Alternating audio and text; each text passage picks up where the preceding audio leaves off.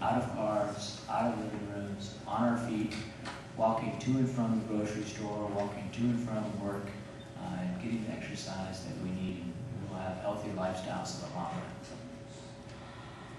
Okay, thank you. And the question goes to Bonnie Neely.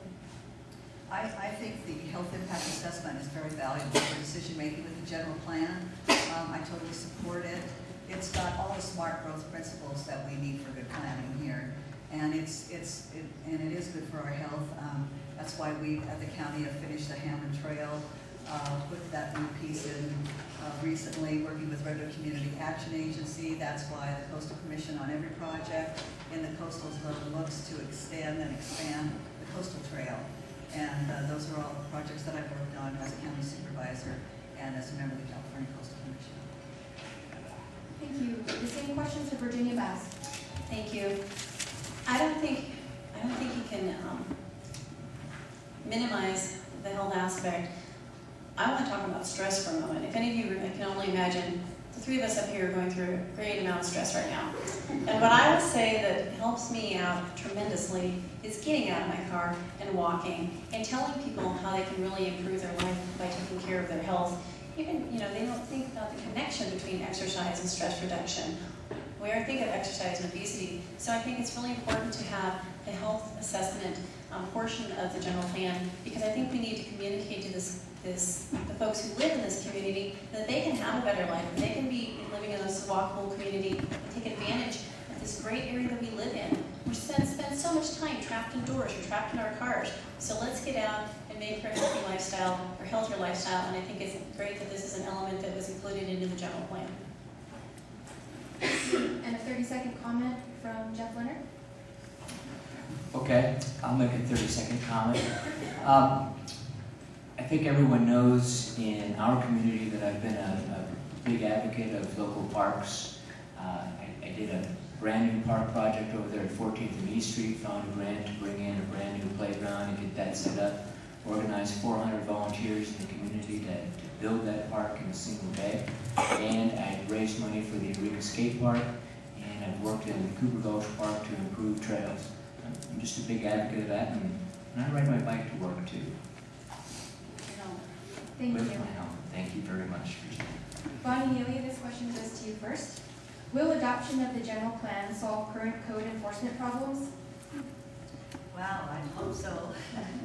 I think that adoption of the general plan has brought up to light with a lot of people what you can and can't do on your properties. We do have some code enforcement issues that are currently in court, and they're substantial. They're usually areas or lands that are ag lands that have been bought, and all of a sudden some of the sites are going to do a subdivision on it.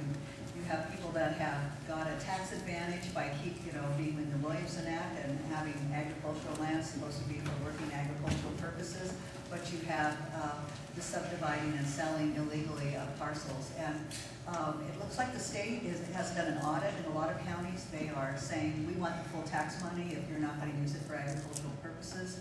And I can see their reasoning there, but I think that the education that we're having with the general plan update will help people know what the laws are and stay in compliance with the laws. Thank you. The same question was to Jeff Leonard. Okay, thank you. I think the biggest way that we changed that situation was by opening the door of county government, letting people in the community get inside and have an opportunity to give some input into that problem. Clearly there was a big problem that a lot of people in the community were having with code enforcement. They weren't being heard. They were on the outside yelling in. Finally, it took some time to get them inside and get them part of the decision-making process, but that's finally what broke the logjam and led us to a solution there. When I was first elected on the city council, I held one of the very first public safety workshops down here at Town Hall meeting. A lot of angry people with public safety in the city of Eureka. And I'll be the first to admit it was hard for me to understand what folks were saying. And it was easy for me to say, oh, you guys stay out. But in the end, we've really turned around public safety in the city of Eureka. We've really turned around the Eureka Police Department. And the reason is because government learned to open that door, invite folks in, and start adopting some of the solutions that were being suggested to us. Thank you. And the same question to Virginia Bass. Well, I think you have to take code enforcement very seriously.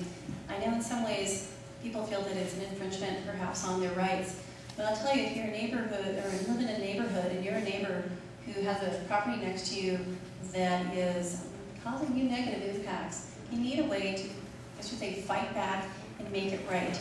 And that's where I think code enforcement has the greatest potential.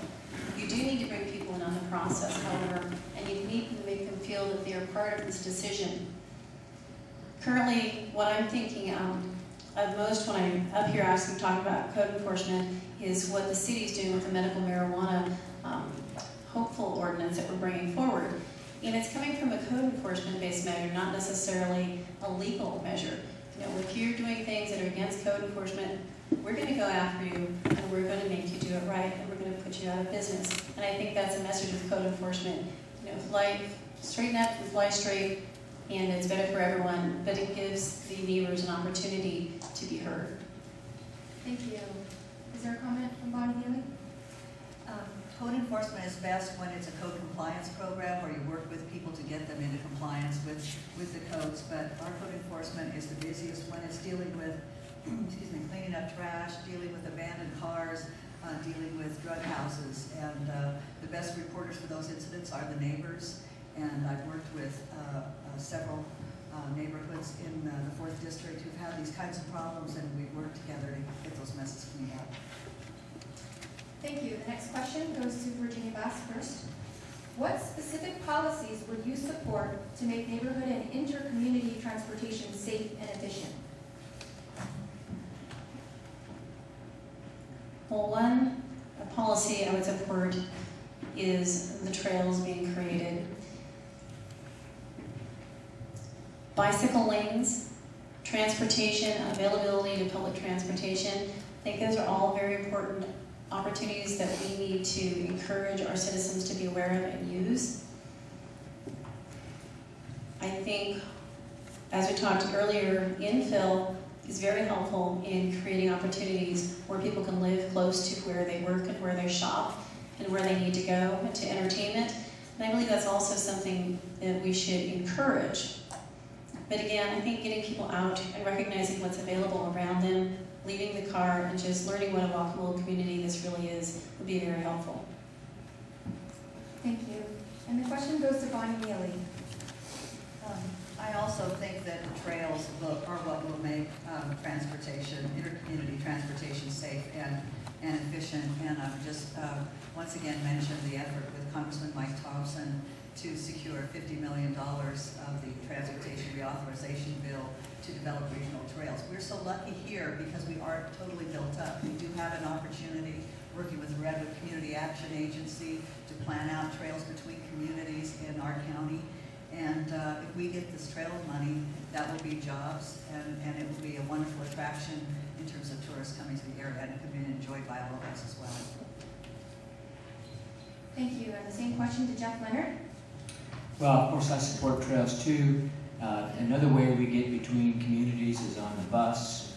And one of the things I think everyone needs to recognize, government pays $3 for every dollar that a fare payer pays on the bus, on the Humboldt Transit Authority.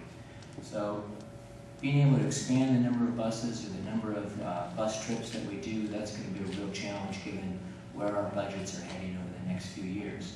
Nonetheless, though, I think there are partnerships that can be found to make that happen, to create more bus routes and to create more opportunities. Certainly the Jack Pass at HSU is an example of that, where Humboldt State became a partner to support public transportation between Eureka and Arcata. If you're an HSU student, you get a discounted ticket as a result of the Jack Pass. So I think there's a number of opportunities to do that, but public transportation is a real tough one to improve given where our current budgets are. Okay, thank you. Is there a comment from Virginia Bass? One of the options I'd like to toss out on the table for people to think about is the rails to trails option. I think there's a lot to be learned still about the process, but there may be an opportunity to create a path where people can go from Eureka to Arcata or Arcata